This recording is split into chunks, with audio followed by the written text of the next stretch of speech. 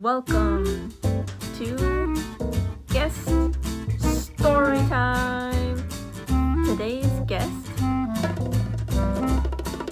Willie, on his first car. My first car was an old rust bucket. It wasn't anything fancy, but it was a car. It belonged to my Aunt Tilly. She could not drive it anymore because she was getting up there in age, and she was like, "Hey Wilbur, why don't you come get it since I got no use for it anymore? And you can go ahead and paint my room as a return." So this all happened during the summer, but I couldn't drive it yet, so my dad kept it until I got my license. Once I could drive, that's when I started working on it. There wasn't any good radio or any comfortable features, but hey man, it was free.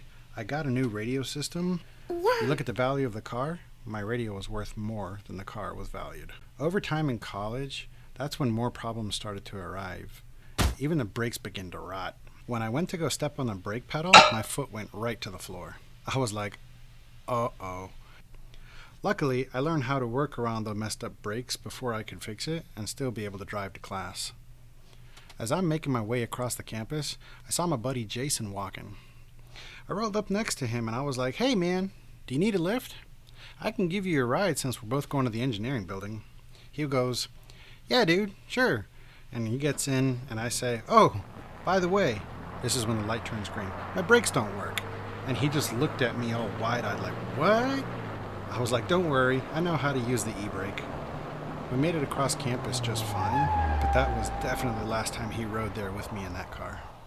So there was actually another time I needed to go pick up something at night and I was out of town and I was ready to make a left-hand turn at the intersection and my light had just turned green. So I started to make my left-hand turn.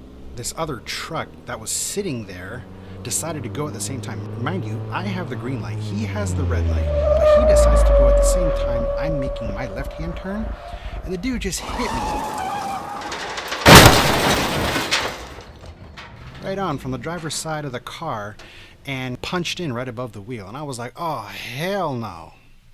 The car was drivable, but whenever I hit a bump, that part where the dude smashed in the car would scrape the tire. But, again, me, cheap college kid, I figured I'd solve it pretty quickly though, and I just took a small mini hammer, and then I just reached inside the fender and I started pounding it back out.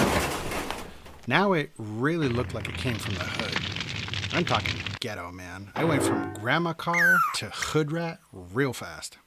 It had bald looking wheels because it was missing the hubcaps, actually two of the hubcaps, and then the other two hubcaps were still on there, so that looked kind of messed up. Bashed inside was the scar. I had janky windows, crinkly looking paper things, and putting it all together was my killer stereo system.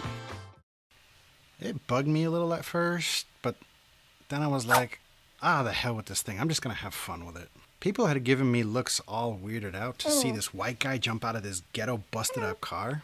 You think a hood rat would actually come popping out, but nope, it was just me, a white skinny dude. When I decided to stop caring about what everybody else thought about my car, that's when a huge weight was lifted off my shoulders. The car was part of my life. It gave me a glimpse of what it was like to not care really about what others thought and allowed me to make decisions for myself. What does it matter if people I'm never going to see again judge me? Who cares? The sooner you can figure that out, the sooner you realize that nobody really cares that much about you to begin with, they're never going to see you again. The people that look past my possessions, look at me as a person, those are the kind of people that I want to keep in my life. The people that care about me, not about my stuff. Following others' ideas and their beliefs all the time can be contradicting to who you are, because it just won't be you anymore.